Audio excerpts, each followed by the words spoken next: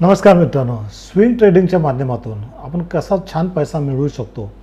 Swing trading करताना stock कसे select करायचे असतात, ती तेजी जी असते ती पूर्ण कशी अचूक ओळखायची असते, कशा पद्धतीत त्या राईड करून मॅक्झिमम रॅली कॅच करायची असते, हे सर्व आपण आजच्या व्हिडिओत बघणार आहोत. कारण मला सर्वांना माहिती आहे, तुम्ही सगळं उत्सुक आहात की स्विंग ट्रेडिंग करताना स्टॉक सिलेक्शन हा खूप महत्त्वाचा घटक असतो. सर नेमका तो कसं काय ओळखतात.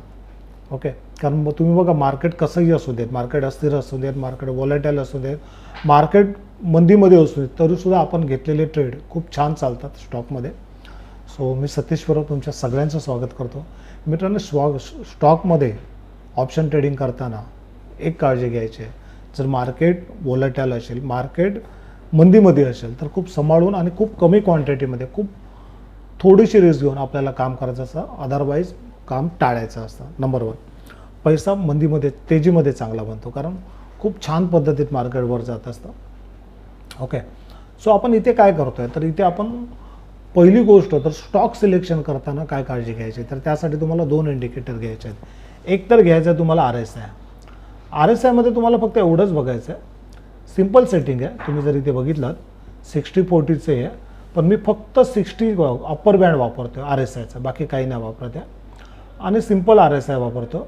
ओके, सो हा झाला आपला RSI. ही जी लाईन तुम्हाला इथे दिसते रेड कलरची, ही पूर्णतः तो 60ची लेवल आहे. ओके, हा झाला एक. दुसरी गोष्ट आपण काय करतो, तर दुसरी गोष्ट आपण करतो आहे की आपण हे घेतो आहे काय, एक बॉलिंजर बँड घेतो आहे. ओके, किंवा आपण एक सिम्पल मुव्हिंग एव्हरेज वापरतो आहे बॉलिंजर बँडच्या ऐवजी. पण बॉलिंजर बँड घेतलं तर फायदेशीर असतो, स्पेशली स्विंग ट्रेडिंगसाठी. सो आपण बॉलिंजर बँड घेऊया.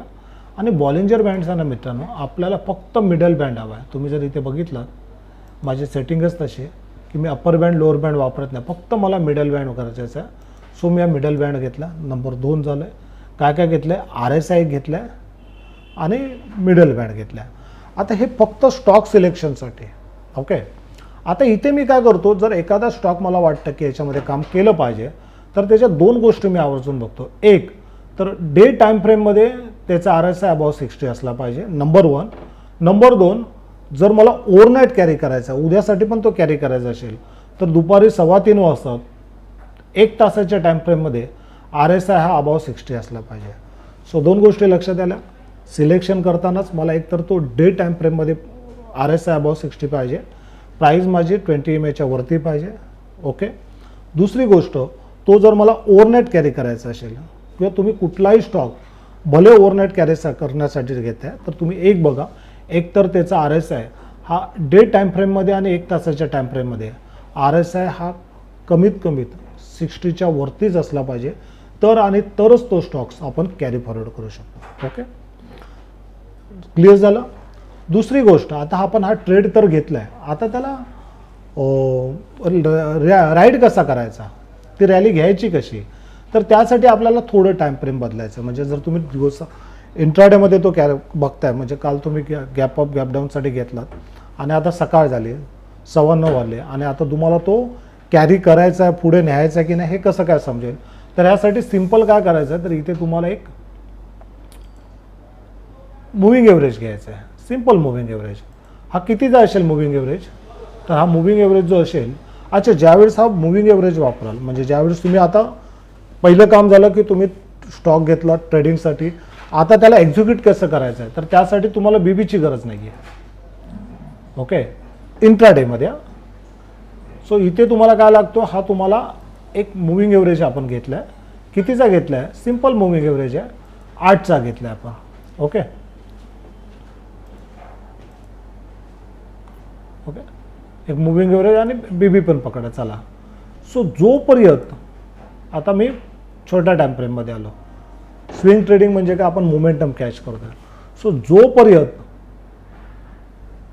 8 MAच्या वरती आहे, तोपर्यंत मी त्या ट्रेडमध्ये. हे कोणासाठी, जे चार्टच्या समोर असतील, ज्यांनी स्विंग ट्रेडिंग घेतली आहे स्टॉक आणि ते काम करतात इंट्राडेमध्ये, एक्झिक्युशन करतात, त्यांच्यासाठी सगळ्यात महत्त्वाचं काय, तर तुमचा ही रेषा 8 MA. आणि मॅक्झिमम तुमची हे काय संयम कुठपर्यंत असला पाहिजे, तर ही लक्ष्मण रेषा, रेड लाईन. रेड लाईनच्या खाली आला की तुम्ही कट ऑफ, तुम्ही त्या पोझिशनमधून एक्झिट झालाच पाहिजे. ओके, कुठलंही बघा, हे बघा, कारण हा मोमेंटम असतो आणि त्यामुळे कधीसुद्धा एखादा आपण ट्रेड घेतो तेव्हा तुम्हाला बघायचं नाही की आता घेऊ का, खूप वर गेला आहे, रिएंट्री शक्य आहे काय, फक्त ATMA फॉलो करा, दॅट्स इट. आणि म्हणून इंट्राडेमध्ये काम करताना मी BB कधीच लावत नाही, मी फक्त RTMA लावतो.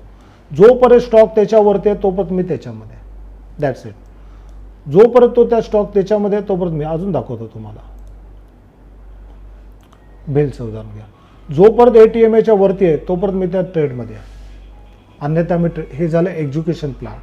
जर तुम्ही एखादा स्टॉक्स ट्रेडिंगसाठी घेता त्यावेळेस तुम्ही एक्झिक्युशन करताना ATMA करा. पुन्हा सांगतो, लक्षात घ्या की ज्यावेळेस तुम्ही स्टॉक घेता तेव्हा RSI हा 60 मिनिट्स म्हणजे 1 तासाच्या टाईम फ्रेममध्ये आणि डे टाईम फ्रेममध्ये हा RSI 60च्या वरतीच असला पाहिजे. ओके, आणि जेव्हा तुम्ही घेतल्यानंतर त्याला एक्झिक्युशन करण्यासाठी तुम्हाला ATMAच वापरायचा आहे. जोपर्यंत प्राईस ATMAच्या वरती आहे, टाईम फ्रेम मी इथे आता वापरली आहे 5 मिनटं. ओके, सो जोपर्यंत ATMAच्या वरती आहे तोपर्यंत तुम्हाला त्याच्यामध्ये होल्ड करायचं आहे, अन्यथा तुम्ही त्यातून बाहेर काढायचं आहे. जे कन्झर्वेटिव्ह ट्रेडर्स आहेत आणि जे ट्रेडर्स पॉवरफुल काम करत आहेत की त्यांना चला प्रॉफिटचा पैसा लावला आहे, त्यांना ATMAची गरज नाही. जोपर्यंत ही लाईन चालू आहे तुमची, जोपर्यंत रेड लाईनच्या खाली येत नाही तोपर्यंत तुम्ही राहू शकता. ओके, सो ह्या पद्धतीत काम करू शकता. सो लक्षात आलं, एंट्री घेताना RSI फक्त बघायचं आहे की RSI हा अबाव 60 असला पाहिजे.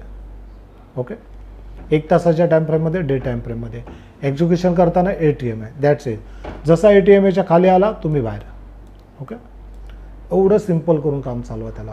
सो स्विंग ट्रेडिंग देताना फक्त काळजी हीच करायची की मी जर स्टॉक एखादा सिलेक्ट करतोय स्विंग ट्रेडिंगसाठी तर मला पहिलं बघायचं आहे की मार्केटचा ओव्हरऑल ट्रेंड काय आहे. मार्केटचा ट्रेंड बुलिश आहे, निफ्टी अप ट्रेंडमध्ये आहे, सो तुम्ही घ्या, काही प्रॉब्लेम नाही.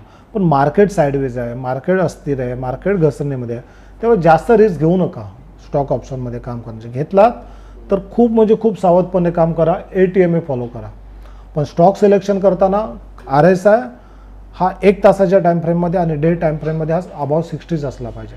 ओके, सो मला आणि एवढा सिम्पल करून चाला. तुम्ही आता पुन्हा बोलाल की सर तुम्ही पोर्टफोलिओमध्ये पण एवढं सिम्पल केलात, इथे पण जेवढं सिम्पल करून तुम्ही काम कराल ना तेवढं तुम्हाला नफा मिळण्याचं प्रमाण हे जास्त असेल. ओके, सो समजून घ्या.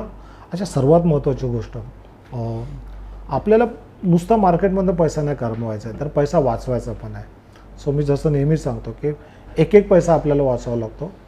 तुम्ही जर ट्रेडिंग करताय, तुम्ही जर पोर्टफोलिओ करता, सो तुम्ही खरोखरच Ally Blueचं अकाउंट वापरा. त्याची लिंक डिस्क्रिप्शनमध्ये मी दिली आहे. ह्याच्यात फायदा काय माहिती आहे, तुमचा पोर्टफोलिओचेच पैसे तुम्हाला बिनव्याजी ऑप्शन ट्रेडिंगसाठी भेटेल, स्टॉक ऑप्शन ट्रेडिंगसाठी.